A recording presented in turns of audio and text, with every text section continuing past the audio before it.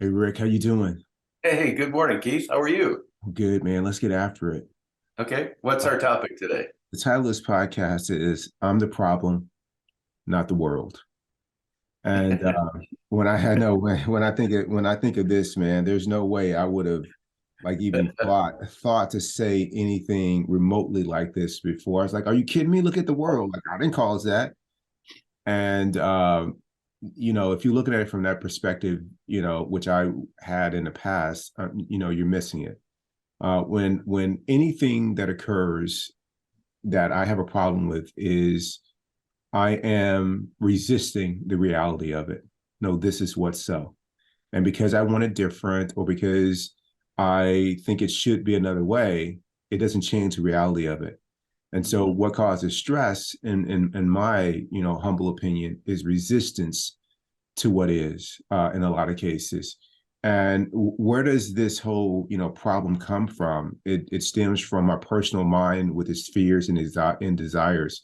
It's the fear of something not happening. It's the fear of the potential of something that might happen, or it's desires that may go unmet. And in that comes all the problems about how my significant other or family members should be behaving, what they're not doing, what should be happening at work or not happening, fear of what could happen. All those things do nothing but do nothing but create problems for me internally. And so when you think about it, there's this consciousness that's within all of us that just it's just love and light and beauty. And then there's the personal mind with its fears and desires. Look no further than that for where the problems are. And how do you know? Because what turns one person off turns another on. I mean, you can mention things to one person, and they think it's all about them, and it has nothing to do with them. It could be.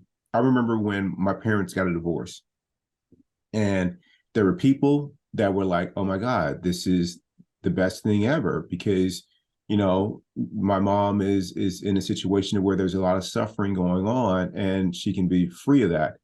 Everybody else, who saw it, they were like, "Oh God, not a divorce. Someone with those poor kids, this and that." And we're like, "No, get a divorce. That's the best thing that could happen." Help us out. Help us Yeah, out.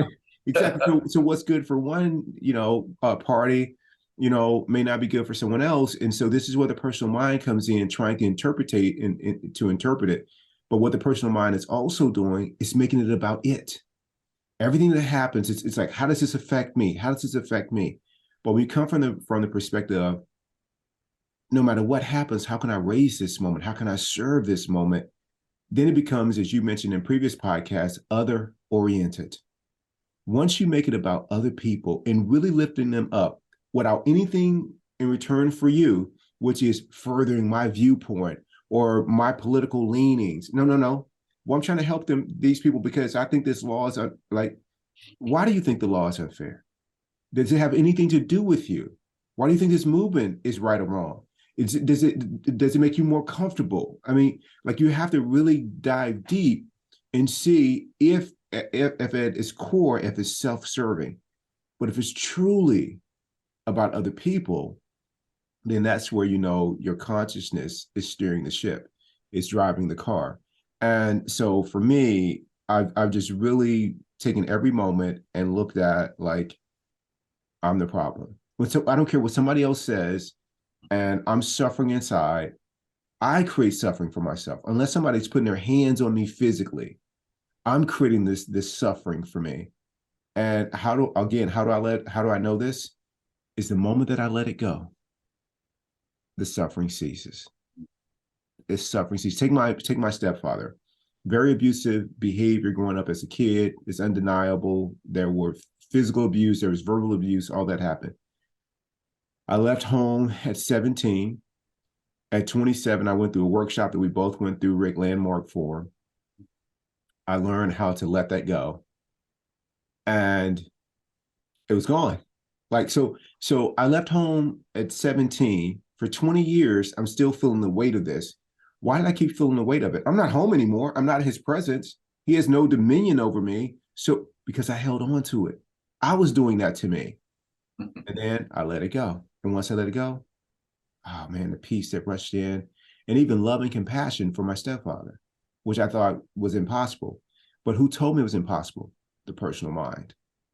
The conscious self can only be loving. It knows nothing else. So, Rick, what are your thoughts about I'm the problem, not the world or other people? How much time you got? As much as you need. Well, I think it's for me in my life. I think I'm the creator of all of my problems. The world's pretty neutral. There's suffering and horror, but there's also joy and compassion. But for a long time, I could only see the stuff that was wrong with other people. Never me. Everyone else was wrong, but not me. Not me. I was golden, and if I wasn't quite myself in a particular circumstance, well, there were good reasons. I was sick. Someone said something nasty, or my kid didn't hug me, or well, fill in the blank, whatever it is. There's this. I can't remember who said it, but it's something along the lines of don't let the behavior of others destroy your inner peace. That's a good thing to keep in mind. But I think for me, it was more impressive when I changed that a little bit and said, don't let my own behavior destroy my inner peace. And then, when I started thinking that, it was like, wow, this is like biting your own teeth. This is so strange. How can I say that I'm the cause of my own problems when there's all these external stimuli? But when you get down to it, when you realize how you react is really what you're doing in terms of acting out. Your reaction is about how you want to interpret your filter of what a neutral circumstance might be. So I think the inner peace is the first requirement.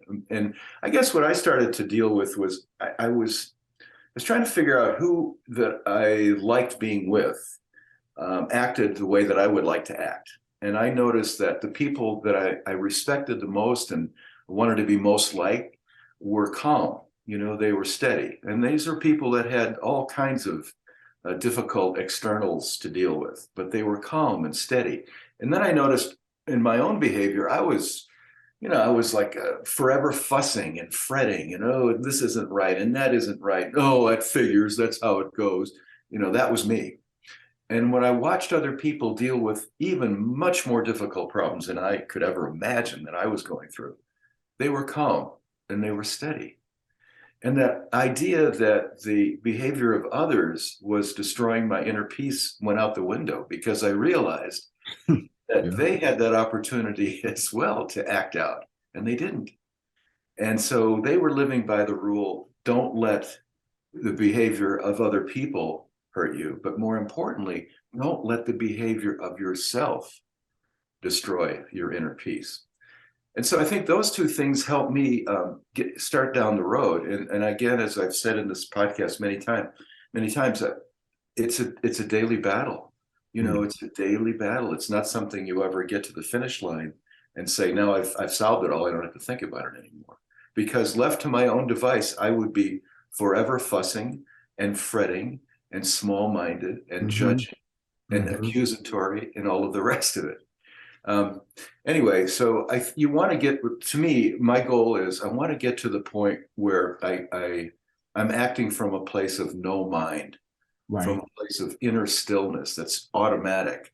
Just like in the old days, the ego reaction and the judgment and the criticism of others, that was automatic. I want to replace it with this new way, this place of not thinking about it, no mind, being completely still inside, calm and steady, and that my own inner peace is intact. And that starts, in my judgment, with with not letting my own behavior, my own reaction to things, destroying that inner peace. Yeah, absolutely, Rick. You said it beautifully. I think we in there, not being problems, and we talked about it before, and I was just in with this about if there is a problem, if you can point something out, well, this is a problem.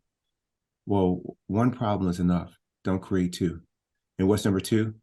You having a problem about the problem. That's right. That's right. So that's really great. That's right. One is enough. One is enough. I love you, Rick. I love you, Keith. Thanks for including me again. I appreciate it.